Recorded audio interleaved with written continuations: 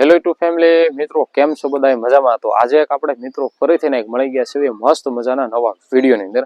મિત્રો આજનો જે ટોપિક છે કે જે કોઈ પણ ગાય ભેંસ મિત્રો 15 થી લઈને 20 લીટર સુધીની જે કેપેસિટી મિત્રો ધરાવતી હોય આખા દિવસની, તો એને કઈ વસ્તુ મિત્રો ખવડાવવાની છે અને કેવી રીતે મિત્રો એનું કેવી રીતે એને ખવડાવવાથી આપણા પશુને દૂધની ક્વોલિટી એક સરખી જળવાઈ રહે, તો એને લગતે છે મિત્રો. આ જે ટોપિક છે ગાય અને ભેંસ ઉપર પણ લાગુ પડે છે મિત્રો. જે ગાય ભેંસની મિત્રો કેપેસિટી 10 થી લઈને 15-17 લીટરની જે કેપેસિટી જે દિવસમાં દૂધ ધરાવતી હોય એની માટે છે. અને આ જે હું નુસ્ખો આપીશ તે 1 ટકનો છે, બરોબર. જે 1 ટક લગીને જે આપણે સવારમાં અથવા સાંજનો આ વસ્તુ ખવડાવવાનું છે. તો તમારે મિત્રો વધારે તો કાંઈ નહીં, વિડીયોની અંદર પૂરું જોવાનું છે અને વિડીયોને એન્ડ સુધી જોજો, તો જ તમને મિત્રો આપણા પશુને ફાયદો થશે અને આપણને જે નોલેજેબલ માહિતી મળે અને કઈ કઈ રીતે એને ઉપયોગ કરવાનો તે તમને ખાસ મિત્રો આજના વિડીયોમાં કહીશ. એટલા માટે કન્ટિન્યુ વિડીયોમાં બની રહેવાનું છે, બરોબર. અને ખાસ કરીને કહું છું કે ભાઈ નીલુ ફાર્મિંગ ચેનલમાં જો નવા હોય તો મિત્રો સબસ્ક્રાઇબ કરી લેજો, કારણ કે આવી નવી માહિતી આપણને યુઝફુલ માહિતી ઓછી મળશે અને તમને ફાયદા થાય એવી જ મિત્રો આપણા ચેનલની અંદર માહિતી હોય છે. કોઈ ફાલતુ મિત્રો માહિતી નથી આપતા, એટલા માટે પૂરો વિડીયો જોવાનો રાખજો, બરોબર. તો તમારે કોઈ પણ ગાય ભેંસ મિત્રો છે 15 થી લઈને 17 લીટરથી લઈને આપણે 18 લીટર આજુબાજુમાં જે દૂધ કરતી હોય એને કઈ વસ્તુ મિત્રો ખવડાવવાનું, કેવી રીતે મિત્રો એને ઉપયોગ કરવાનો, જે આપણા પશુને પણ ફાયદો થશે અને આપને પણ જોરદાર ફાયદો થાય. તો આ ઉપાય આપણા રેગ્યુલરી માટે હોય છે. તમારે મિત્રો જે કોઈ પણ ગાય ભેંસ મિત્રો જે 18 લીટરની કેપેસિટી ધરાવતી હોય અથવા 15 લીટરની કેપેસિટી ધરાવતી હોય, તો તમારે છે ને પહેલા તો મિત્રો છે ને એક આ સરસ મજાનું બધી વસ્તુને વ્યવસ્થિત રીતે અને સારી ક્વોલિટી ઉપયોગ કરવી, જેનાથી આપણા પશુને દૂધની ક્વોલિટી જળવાઈ રહે. તો પહેલું મિત્રો છે આપણે ચોખા હોય છે, ચોખા જે આપણે ચાવલ કહેવામાં આવે છે હિન્દીની. તો ચાવલનું જે આપણે ઘૂણ ભૂસું હોય છે, જે આપણે ભૂસા ટાઈપ હોય, એ મિત્રો 5 કિલો આપણે લઈ લેવાનું છે. પાવડર કરેલું હોય છે એ 5 કિલો આપણે માર્કેટમાંથી મળી રહે છે. તો 5 કિલો આપણે એ જે ચોખાનું ભૂસું હોય છે એ લઈ લેવાનું છે મિત્રો. બીજી વસ્તુ છે મિત્રો આપણે 5 લીટર પાણી લઈ લેવાનું. પાણી લઈને તમારે મિત્રો એની અંદર હવે સાથે સાથે હું વસ્તુ કરવી, તો ઘઉં ભૂસાને એની અંદર વ્યવસ્થિત મિત્રો એને આપણે નાખી દેવાનું હોય છે રેગ્યુલરી ખાંડની અંદર, બરોબર. તો પાણીની અંદર 5 કિલો ભૂસું નાખી દેવાનું છે.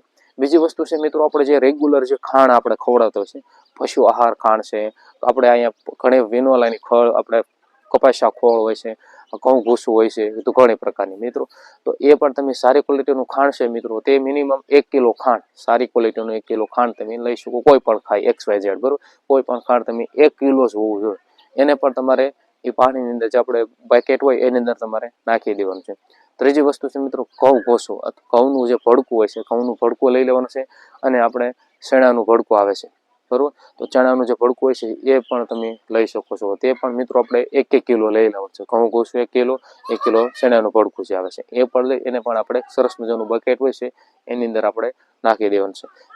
બીજી વસ્તુ છે મિત્રો આપણે લીવોટોનિક. લીવોટોનિક છે આપણા પશુને જોરદાર ફાયદો થાય એટલા માટે 500 ગ્રામ લીવોટોનિક લઈ લેવાની છે. અને ત્રીજી વસ્તુ આપણે જે મિત્રો ગોળ આવે છે, 500 ગ્રામ ગોળ, એને પણ તમારે વ્યવસ્થિત રીતે નાખી દેવાનું છે.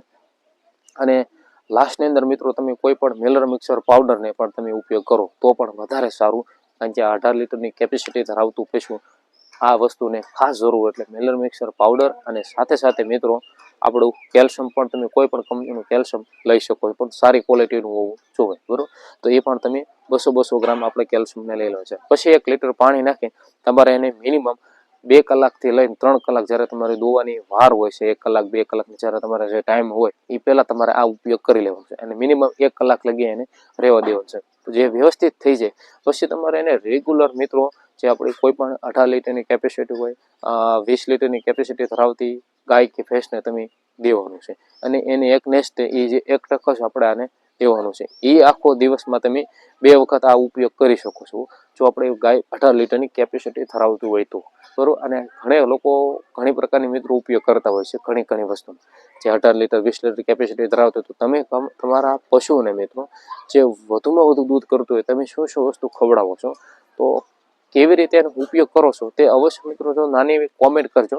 તમને એનો સચોટ રિઝલ્ટ મળશે અને તમને જે તમે કહો એ પ્રમાણે આપણા પશુપાલનને જે મસ્ત મજાની માહિતી મળે એ લગતી તમને વાત કરીશ. તો આશા કરું મિત્રો તમને માહિતી ગમતી હોય તો લાઈક કરી દેજો, ચેનલની અંદર નવા હોય તો સબસ્ક્રાઈબ કરી લેજો અને વિડીયોને શેર કરી દેજો. મળશું આપણે સરસ મજાના નવા વિડીયો. બધાને જય માતાજી, જય જવાહર અને જય કિસાન સાથે મળીએ.